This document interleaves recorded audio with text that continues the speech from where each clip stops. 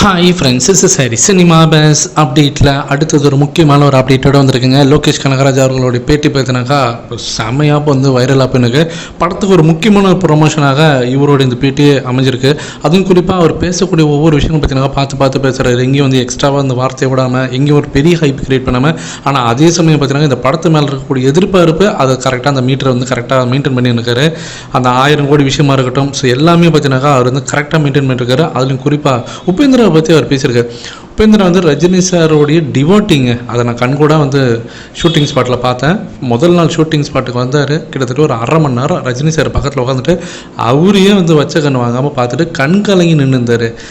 என்ன அப்படின்னு கேட்கும்போது, நான் அவரை பார்த்து வளர்ந்தவன், இன்றைக்கி அவர் கூட சேர்ந்து நடிக்கிறது வந்து எனக்கு ரொம்பவே சந்தோஷத்தை தருது அப்படின்ற மாரி அவருடைய அந்த மொமெண்ட்ஸ்லாம் வந்து லோகேஷ் கனகராஜ்கிட்ட வந்து உபேந்திரா அவர்கள் வந்து பகிர்ந்துக்கிட்ட தான் அவர் வந்து சொல்லியிருக்காரு.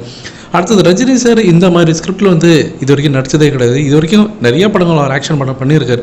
ஆனால் இந்த மாதிரி ஸ்கிரிப்டில் இந்த மாதிரி ஒரு ஸ்டைலாக இந்த மாதிரியான ஒரு ஸ்வாகோட அவர் நடித்ததே கிடையாது. நாங்கள் கிட்டத்தட்ட ஒரு 15-20 வருஷமாக ரஜினி சார் இந்த மாதிரி விஷயங்கள்லாம் வந்து நம்ம வந்து மிஸ் பண்ணியிருப்போம். அதை நாங்கள் மீண்டும் கொண்டு வந்திருக்கோம் இந்த படத்தில். அதுதான் இந்த படத்தோட மிகப்பெரிய வெற்றியை நான் பார்க்குறேன். கண்டிப்பாக இந்த படம் ரஜினி சார் பண்ணாத ஒரு விஷயம், பண்ணாத ஒரு ஸ்கிரிப்ட், பண்ணாத ஒரு அந்த ஒரு மொமெண்ட்ஸ்லாம் நீங்கள் பார்த்துருக்கலாம். அது கண்டிப்பாக உங்களுக்கு ஒரு பெரிய கூஸ்பம்ஸை தரும் அப்படின்ற மாதிரி சொல்லியிருக்காரு.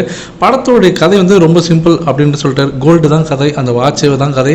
அதை சூழ்ந்து நடக்கக்கூடிய அந்த ஸ்மக்லிங், அதை சூழ்ந்து நடக்கக்கூடிய அந்த லேபர்ஸ் பிரச்சனை, அந்த ஹார்பரில் இருக்கக்கூடிய அந்த விஷயங்கள், அதில் எப்படி அந்த கஷ்டம் நஷ்டம், அதை தாண்டி அந்த எமோஷனல்ஸ்லாம் அதை வச்சு தான் அந்த படம் அப்படின்னு ரொம்ப சிம்பிளாக முடிச்சிட்டார். ஆனால் இந்த படத்தில் வந்து பார்த்தீங்கன்னா ஒவ்வொரு கேரக்டருக்கும் ஒவ்வொரு டிரான்ஸ்ஃபர்மேஷன் இருக்கும் அப்படின்ற சொன்னது தான் அங்கே ஒரு ஹைலைட்டு. இப்போ சத்யராஜ் இருக்காருன்னா அவருக்கு ஒரு டிரான்ஸ்ஃபர்மேஷன் சீன் இருக்கும். அதே போல் உபேந்திரா இருக்காருன்னா அவருக்கு ஒரு டிரான்ஸ்ஃபர்மேஷன் சீன் இருக்கும். அந்தமாரி ஒவ்வொரு கேரக்டருக்குமே இங்கே பார்த்தீங்கன்னாக்கா ஒரு ஹை மூமெண்ட்ஸான காட்சிகள்லாம் இந்த படத்தில் இருக்குது. அதுலேயும் குறிப்பாக அந்த இன்ட்ரோல் பிளாக் பார்த்தீங்கன்னா ரொம்ப ஒரு முக்கியமான பிளாக் அப்படின்னு சொல்லியிருக்காரு. அதில் ரஜினி சாரோடைய கேரக்டர் அந்த இடத்துல ட்ரான்ஸ்ஃபார்ம் ஆகுது. கிட்டத்தட்ட பாஷா படம் மாதிரி தான் அப்படின்றத அவர் சொல்லியிருக்கிறது.